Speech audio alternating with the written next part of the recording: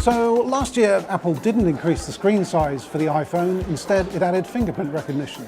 This year, it's finally caught up with all the Android handset makers, and it's making phones bigger. So it's got a 4.7-inch screen for the iPhone 6 and a 5.5-inch screen, which takes it into phablet territory, for the iPhone 6 Plus.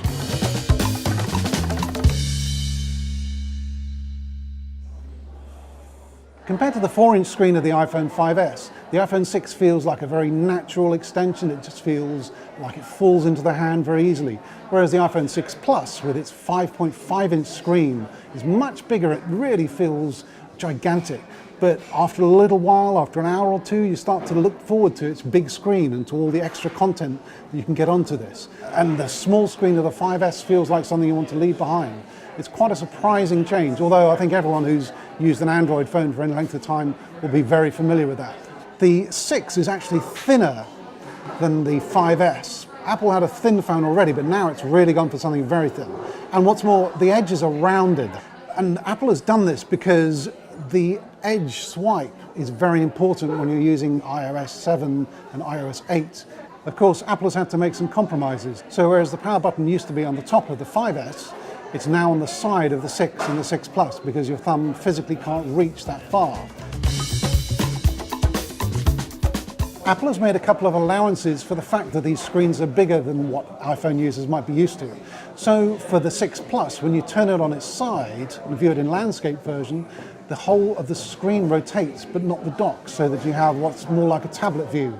And a number of the software programs are optimized for that as well, such as Mail. And also with both the 6 and the 6 Plus, if you double tap very lightly on the home button, then the screen comes down to half height. It's a compromise that Apple has offered so that people can reach the top of the screen without having to move their hand, in effect. And it works pretty neatly, I find. With the faster A8 processor, which has 2 billion transistors in it, Apple's now offering a super slow-mo option in the camera, so that you can take film at 240 frames per second. And on the 6 Plus, you also get optical image stabilization, which means that the gyroscope will allow for movement in the frame and will smooth it out. The iPhone 6 and 6 Plus also have NFC, near-field communications chips in them, which means they run Apple Pay, which is Apple's way of doing cashless payments. iOS 8, which will run on phones as old as the iPhone 4S from 2011, adds a number of key functionalities. You can have third-party keyboards such as SwiftKey. You get extensions which will add functionality to apps such as Safari. And you can also get widgets which will give you a quick view of other activities that are happening in apps such as eBay or your stocks by swiping down from the top of the phone. One feature that iOS brings, which I think many parents will appreciate, is called family sharing. It lets you link up to 5 devices through a single iTunes account. So in effect, one person's credit card becomes the gatekeeper for people buying apps on that account. So this means that in-app purchases of huge amounts will become a thing of the past. Also new in iOS 8 is the Health app, which connects to Apple's Health Kit.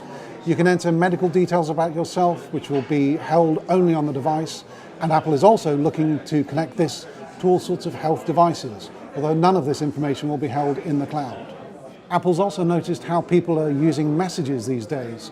The popularity of things like Snapchat means that you can now send photos or short voice messages to people which will auto-destruct within a few seconds unless the person at the other end chooses to keep them. So the question is, what is Apple's iPhone 6 going to do to its position in the market? A lot of people did sit out when the 5S was introduced because Apple had not come up with a phone that was more than 4 inches. I think now what I'm hearing from people is that they're much more interested in getting an iPhone upgrade because of this 4.7-inch form factor. When you compare it to phones such as the Samsung Galaxy Ultra, well, I think the Galaxy Ultra is just not as nice a phone. It doesn't feel as pleasant. The siding around it is a bit rough and unpleasant to the hand. The LG G3, which is another high-end phone, has a much deeper back. It's not actually as thin as the iPhone 6 is.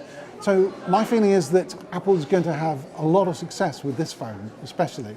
The iPhone 6 is expected to be the better seller of the two, simply because its size falls into the hand much more easily.